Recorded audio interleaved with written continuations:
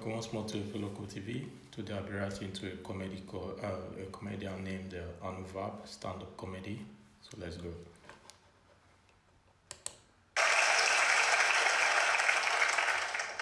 Hello, my name is Anuvab. I'm a comedian from Mumbai, India. This is my first time doing a show in the United Kingdom. I am from India. I've been here a couple of months. I'm told, Anuvab, your English is very good.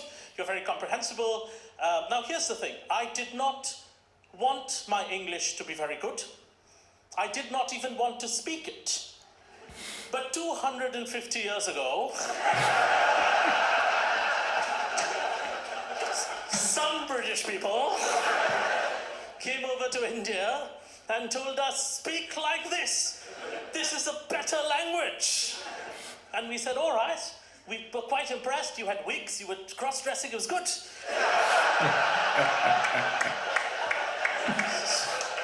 Fans of the empire in the house.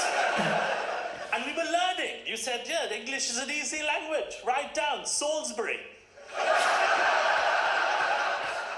He said, no, it gets easier. That was a hard one. Gets easier. Write down, Siobhan. It was going well. It was going fine. Suddenly, 1947, middle of the night, you guys just left. Just ran away.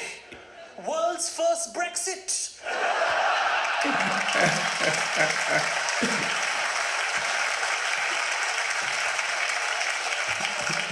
Leaving a generation of Indians like my father sounding like this.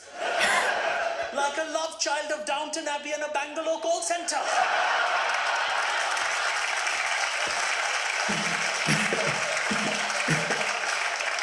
And we asked you, Britain, we said, what are we now in India supposed to do with this accent?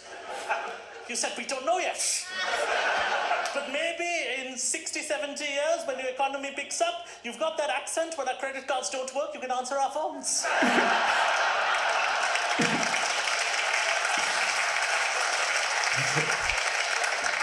Is that all right, Ramesh, or shall I call you Theodore?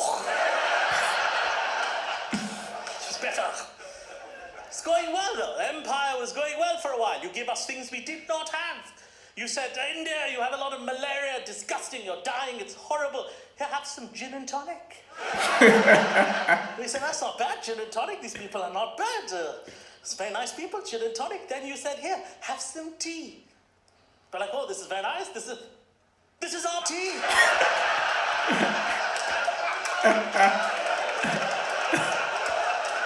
What kind of treachery is this? They're selling our stuff back to us. What are they calling this scam? The British Empire. Not bad. It's not bad. But now, now with the two distinctly separate countries, 70 years of Indian independence, you are a democracy, we are whatever we are. Just a billion people running around saying, give me Facebook. And now I love studying differences in our cultures. My first time in Britain for an extended period, I was surprised to find how polite your people are and how your language works at two levels. You say a thing in the English language, it means a whole different thing. If someone says to me in Britain, Anuvab, I have a slight issue. It means I've killed their whole family. So polite. And I was reading that apparently, yesterday in the newspaper it says, Britain now has third world levels of corruption. And the accusation was, two of your ministers, this was from news a while ago, two of your ministers had gone to Sri Lanka on a business trip, had spent £5,000 more than they should have on Her Majesty's government's credit card, on personal expenses, crabs and massages. And for that, the accusation was they should be fired. This is third world levels of corruption, unacceptable in Britain. Third world levels of corruption was the accusation. Now, I know a thing or two about corruption where I'm from. It is the only thing we value above integrity.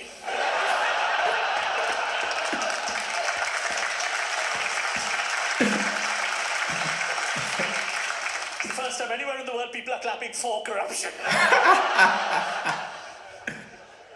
So I read that, and it said, accused of stealing how much? £5,000? Amateurs. 2 weeks ago, a government minister in India walked into the treasury where the money is printed, stole the machine that prints money, and put it in his house. And he wasn't fired, he was fined, which he paid off by printing the money.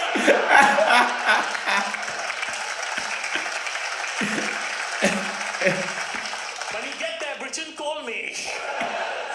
Amateur, corrupt people. But you know, I like coming to Britain because Britain, I cannot lie to Britain about India. Your knowledge of geography in my country is very vast.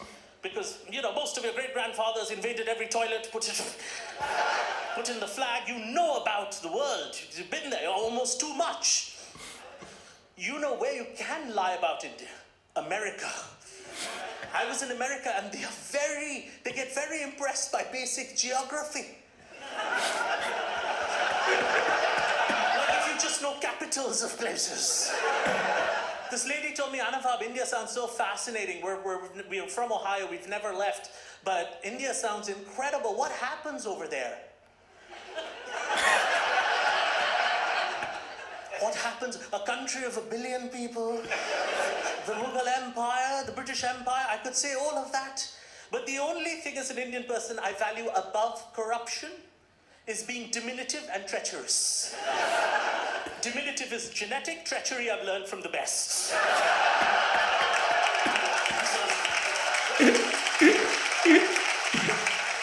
When she said, what happens over there?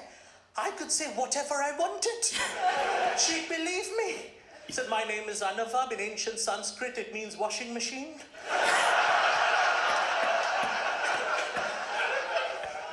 She said, do you guys have like elections in a democratic government? We have a president through elections. You guys have something similar? I said, I don't know what that is, no. No, we don't have any of that. What we do is, the entire country is run by the app Uber.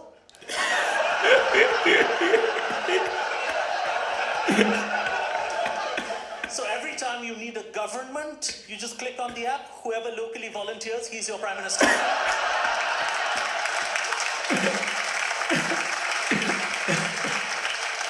You know why you're clapping, right? You in Britain are thinking, that's a pretty good system of government. Then let's open the app. Who is our prime minister this week? I don't know who's around in SW1. It's like that. It's not a bad system. But she carried on. They were lovely though in America. You see, because I think some cultures think certain things are specific to their country, whereas most things are now universal and global. You know, I live in New India now. New India. 1 billion people, 800 million of them under the age of 30, all wanting to work for Google. It's like living inside a search engine. Everybody's young, they're all millennials. And millennial Indian people, they don't have real names anymore. Indian names derive from Sanskrit. Abhishek, Rajiv, derived from Sanskrit. Now it's just noises. Flat white, vision.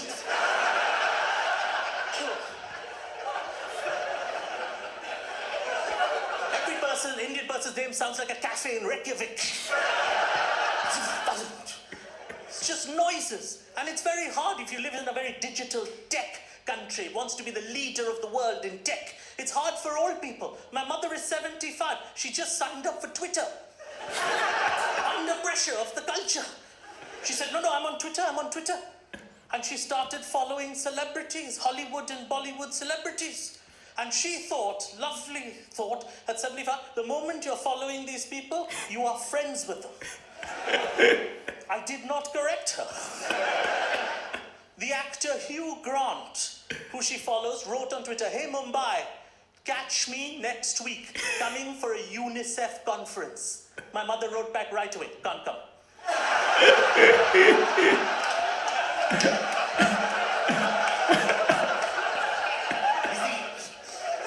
Change the date, Hugh. Fantastic. But before I leave you, I have to tell you this. This is my first time in Britain, and I'm quite taken. Before I left, my wife said, listen, you're very fat. You're going to be an embarrassment to all of India. Go for yoga. Try and lose some weight, go for yoga. Now, here's the thing. I went to a yoga clinic in Mumbai. And here's the thing. I've realized when I come here how much yoga has become our greatest export. And I have to tell you this, London, yoga was not invented in an espresso shop in Shoreditch. Yoga was invented in 4 BC when accidentally an old Indian man found his right leg on the back of his head.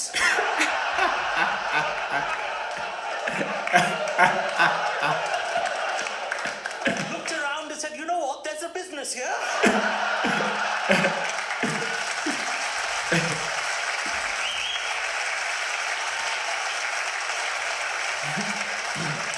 But my yoga, this is how global the world is, but my yoga teacher in Mumbai, where we invented the thing, was a British lady.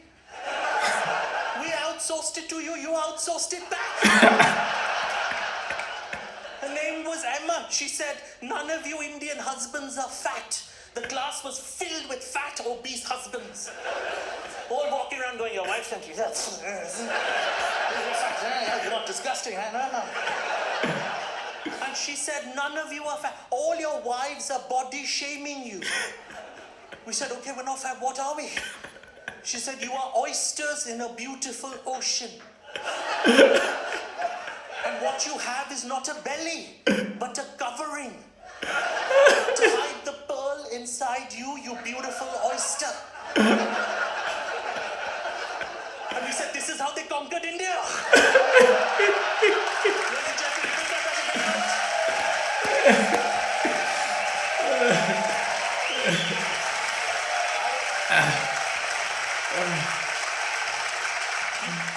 Been a delightful audience. I would have loved to have stayed, but I'm in London for one more day, and I have to run to the British Museum to pick up some of my granddad's things. So